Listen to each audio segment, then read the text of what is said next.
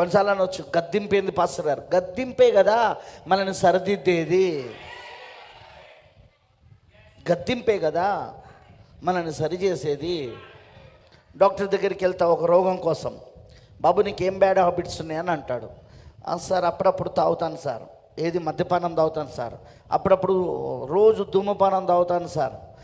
రోజు కిల్లి వేసుకుంటాను సార్, అదే పాన్పరాగలు. అప్పుడు అంటాడు, సావాలని ఉంటే ఇప్పటి నుండి చేయంటాడు.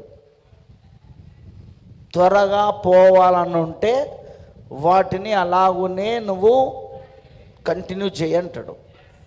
డాక్టర్ మనల్ని బెదిరిస్తలేడు. డాక్టర్ మన ఆరోగ్యం కోసము ఆలోచించి మనని సరిచేస్తూ ఉన్నాడు. ఇలా అన్నావు అనుకో, ఏం డాక్టర్ అయినా, ఈయనకెందుకే నా పర్సనల్ లైఫ్, ఈయనకెందుకే నా గురించి? మరి నువ్వే కదా పోయింది ఆయన దగ్గరికి. ఆయన ఏమైనా మీ ఇంటికి వచ్చి రండి రండి